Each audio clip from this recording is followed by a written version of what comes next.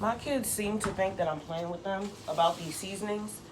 They like to leave the seasonings open, not wipe them off, have little mustard fingerprints on them and stuff. I told them if I come in here one more time and all the seasonings are all over the place and the tops aren't on them, I'm going to remove them from the kitchen.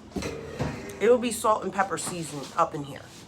And I'm not joking, because the things that I ask them to do are not extreme. So if you can't have enough respect for yourself and for me and for your home to keep it orderly, you don't deserve it. Then the seasonings will be in my room.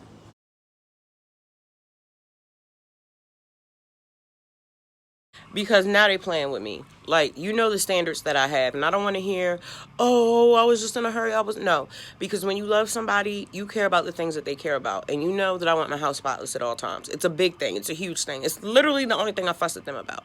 So it's like, at some point, I would want to not hear my mom's mouth. I would want to be a better person. I would just do what I ask you to do. But they want to be all defiant, and I'm not having it. You want to see defiance? Y'all came for me. I don't know why you think the games that you are playing are ever going to win anything with me. You play stupid games, you get stupid prizes. That season of wreck will be in my room on my desk. You think I'm playing? I'm really not. So do you remember the other day when we went to get the utility grant? So in Maryland, you can apply for an EUSP grant. That means that they will give you a stipend every month to go towards your utility bill. Now, part of this program is if you have an overdue bill, they'll pay for it. So what usually happens is it takes up to 30 days to process your application. And if you have a cutoff notice because you owe money, the facility that gives the grants will call your service provider and get a hold put on your account. So that's what was supposed to happen. Now, me, I don't just let things go. I want to call and make sure that everybody has done their job, because there's a pipeline, okay? And at each point, there's a person that needs to do a job that, this is a time-sensitive situation. So I want to make sure everybody's doing their job. So they needed more paperwork. I wouldn't have known that. Gave them the paperwork. That's how, me calling the utility company is how I found out that my account was not eligible for a hold. I put in the application on Monday. By Wednesday, I hadn't heard anything. My cutoff is for Friday, but I'm thinking it's for Thursday. So I call on Wednesday thinking that they had already taken care of the hold. When I called on Wednesday, that's when I found out that I was ineligible for the hold, but no one had told me. Okay, cool. So I called the agency that's giving the grant, and they said that they needed some more paperwork. I sent it to them, emailed it to them. Now I'm calling these people. Now it's Friday, and thank goodness they don't do cutoffs on Friday, because we were scheduled to be terminated today. So they tell me the company that provides my power says, listen, you need to call the agency and get them to expedite your grant because your account's not eligible for a hold. So I called them, and this is now Friday. I just got off the phone with them. They're going to go ahead and expedite it, and it should be taken care of by the end of day and paid on Monday.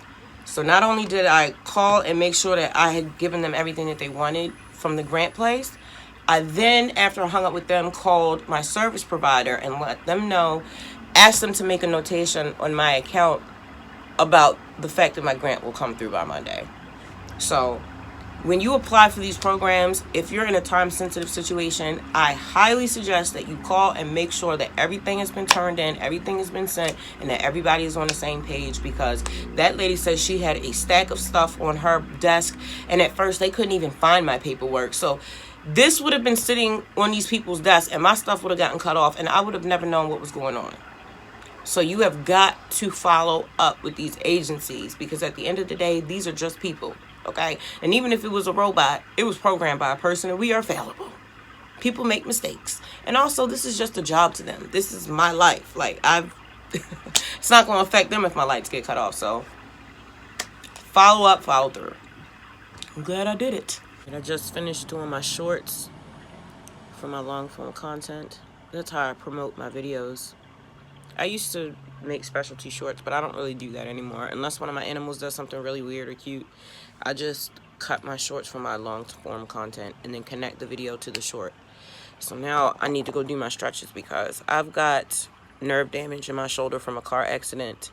And that's why I wear sports bras instead of regular bras, because regular bras will cut right in right here, and my shoulder's bothering me real bad, so I need to go do a lot of stretches. I have to stretch all day long or I can't move. And unfortunately, like I have a disability case. I've got lawyers and everything, but it's like I don't go to my doctor's appointments because first of all, I don't like leaving my house, and that is not going to change just because I have a disability case. Second of all, I'm not going to them doctors. I don't trust them. I'm not going to do anything they say. I'm not going to physical therapy. I do all that stuff at home. And I don't feel comfortable being in medical facilities. Them people don't care about me. And I don't trust Western doctors. I just don't. I know they like to take our parts and sell them, and I don't trust them when it come to me. I just don't. So I can heal myself, and it's going to take some time. And I'm not going to put myself in uncomfortable situations just to prove that I'm disabled. Like, I'm not going to do that. Me taking care of my health is more important than that. Because by the time that disability money comes through, my businesses will be turning a profit. So it really doesn't matter. Like, this process takes years. Okay? And I highly suggest you get a lawyer from the rip. Because even the people that work for Social Security tell me that the system is set up so it's very confusing and people quit the process. Like, they told me that. And the lawyer told me that too. So I spent 2 years trying to get disability on my own, had all the wrong paperwork filled out. So then I dropped that case and got a lawyer, and they just do everything for me. So, and I didn't have to pay them.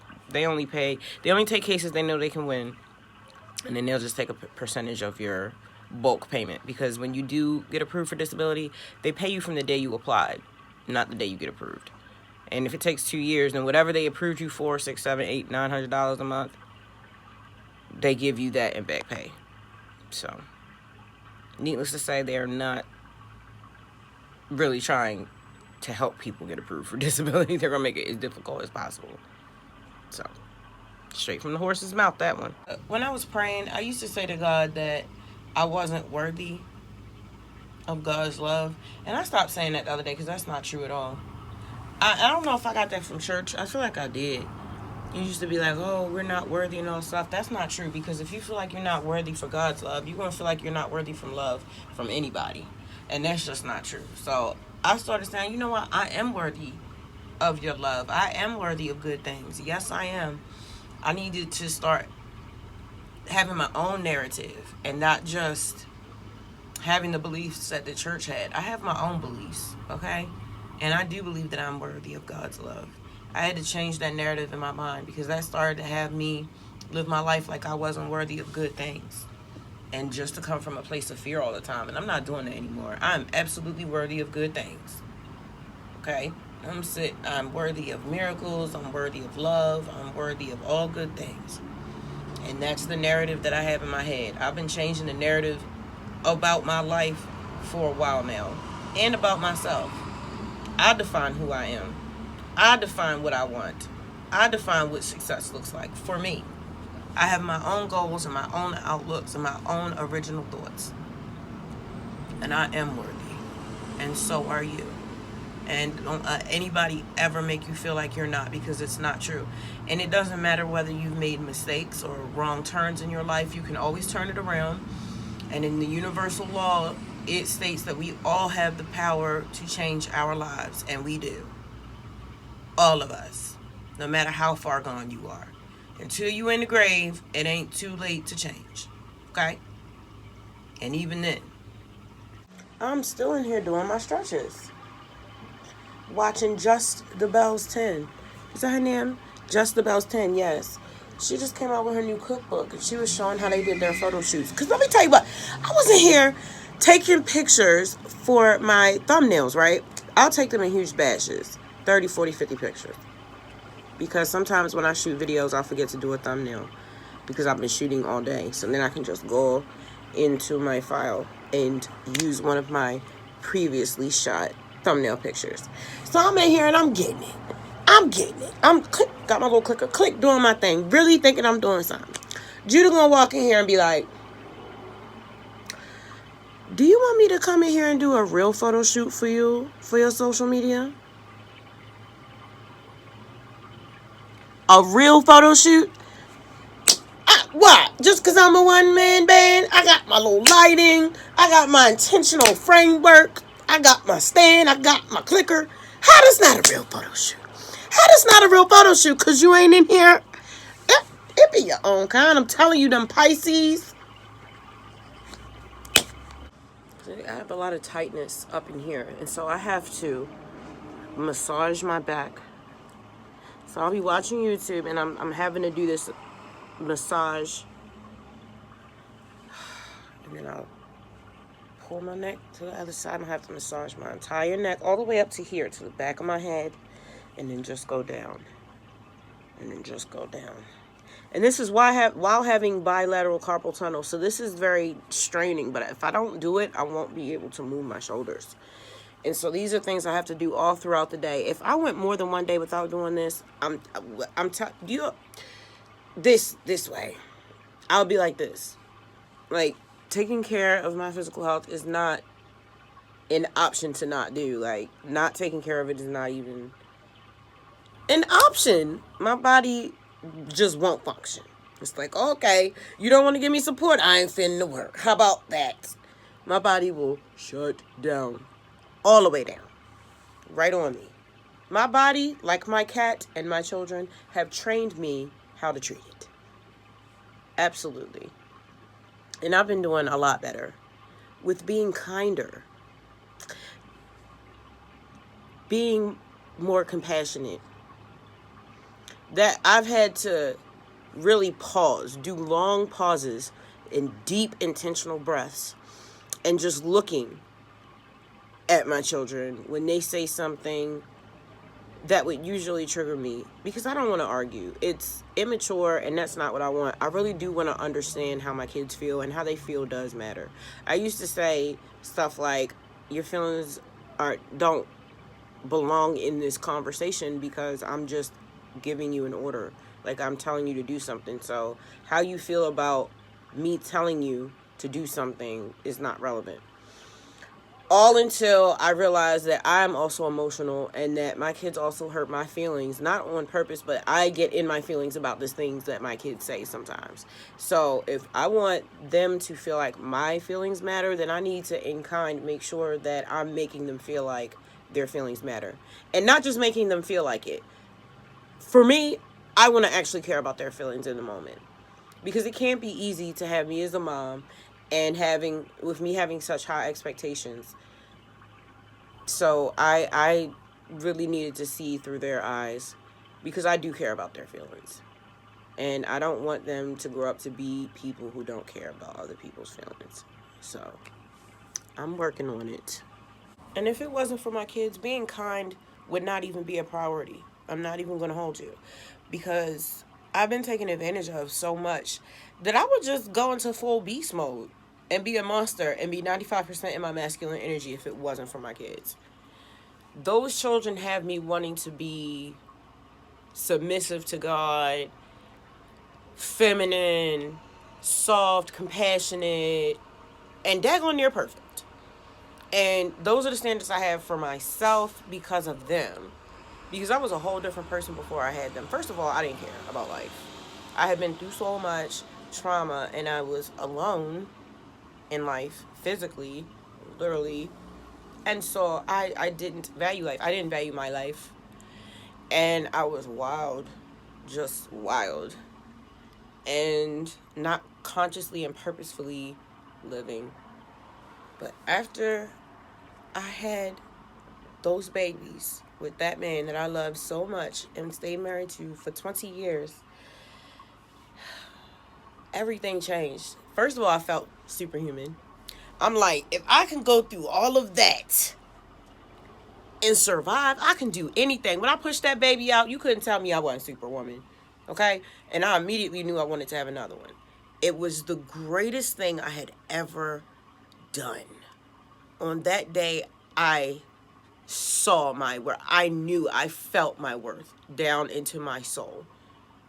I knew that I had value. Because everything that I went through to produce that life, and seeing that life and seeing me and their father in them,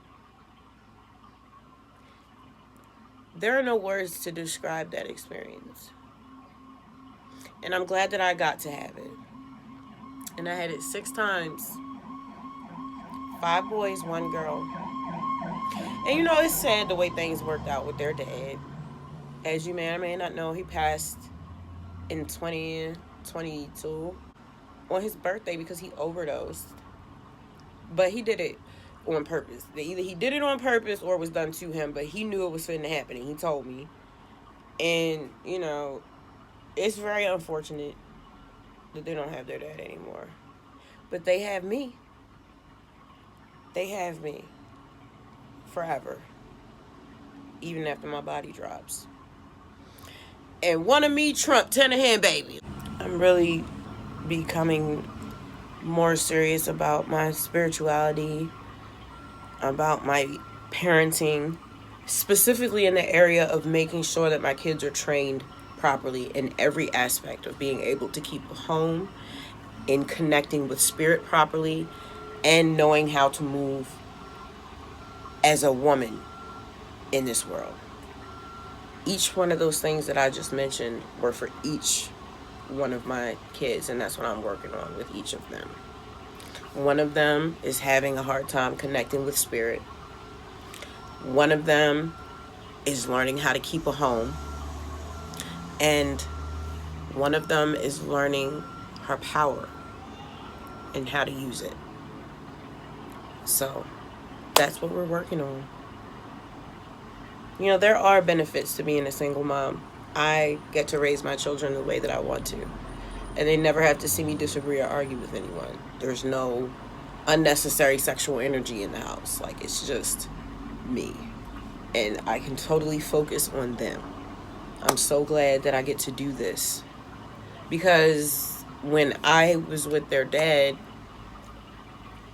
all my attention got put on him a lot, or on our issues. We argued a lot, and we had differences in opinion on how to raise kids and differences about God. So it caused a lot of turmoil and confusion, which is why our family is split. I have 6 children. There's 3 here, and none of them are children. They're all adults. My youngest is about to turn 16, but the rest of them are adults. My oldest is 23. I don't know what it's called. And then it's like 23, 21, 19, 17. I'm trying to count and make sure if that's everybody. That's the older one. I don't know. Whatever. Some are old, some are young, but they're all adults. But they're split down the middle. There's 3 that I've gone no contact with, and then there's 3 that are under my roof. Because those 3 want to be more like the daddy. And I ain't come here to be a thug. It's unfortunate when families split up or there's death in a family, but there's life after that. And we keep going and keep loving up on each other and trying to improve every single day. Because I ain't stay here to stay the same. Didn't come here to struggle. Didn't come here to be angry. So whatever I got to do to fix all of that in me and in us, that's what's finna happen. Because I came here to be wealthy, baby.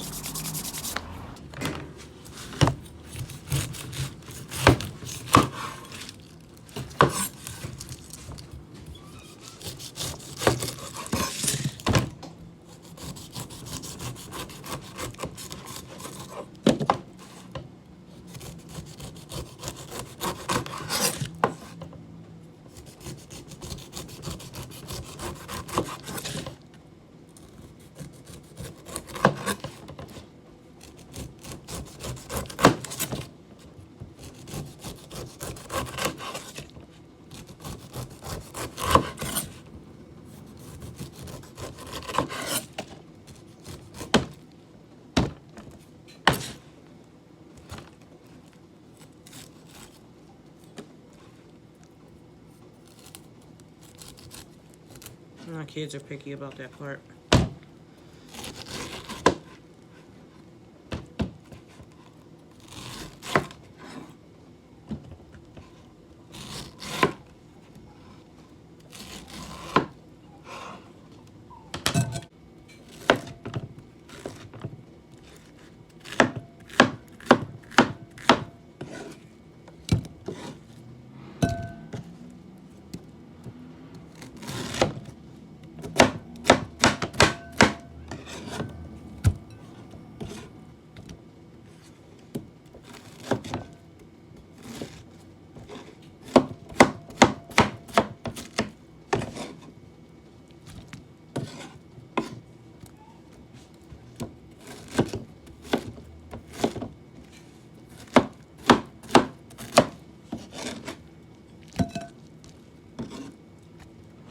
Kia. We're done. Bong, breakfast for the kids. That's done. I'm just making them some jasmine rice to go with the beans that I made. I made pinto beans. Yes, pinto beans this week. And I added tomato to them. They turned out so well. Yeah, I just used garlic and onions, my special seasonings, and this is the first time I used tomato paste in them, and it turned out so good. The kids loved it. So I made those in a huge, and I do mean huge, batch of spaghetti, curry spaghetti, so that it could last all week and they wouldn't be bugging me. Look how much spaghetti I made. They've been eating off this all week, and there's still some left. I have got to show you this. This is a pot top organizer. Okay, these come out, this stretches, and because I just took all this out to clean it, and it expands. You see how long it can get? It gets like longer. It can get even longer. Have you ever seen something so amazing? It has changed my life. I got it on Amazon. It's on my Amazon store. Girl, this has changed the game. So, let's stick it right over here. See? Perfectly organized. Yes, baby. And I even got this whole stand off of Amazon.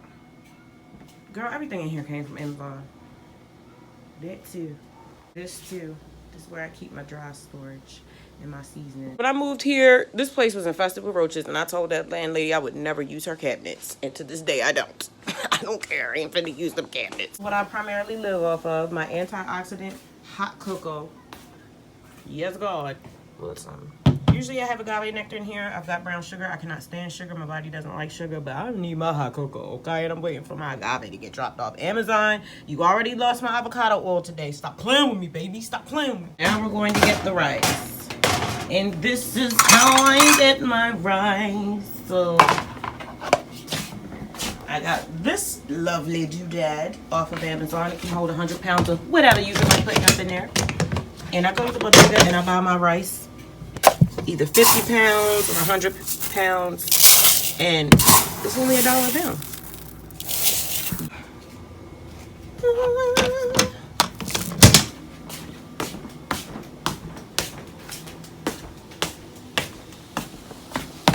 Jasmine rice is the only rice my kids will eat anymore. They used to love yellow rice. They used to eat brown rice. But then one time I got this brown rice. Let me scoop that up. That tasted like actual dirt, and that was the last time we had brown rice. And this jasmine rice is just so aromatic and delicious. You don't have to salt it or anything. Okay. 25 minutes on low, and they will have rice. Shout out to the Lord for making sure our utilities didn't cut off today. Thank you, Spirit.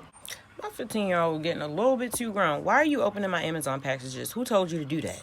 You got me all on Amazon, all up and down the steps, all on the balcony, looking for my delivery, all on the website, thinking they didn't deliver my stuff, reordering stuff, and whole time the package is in your room.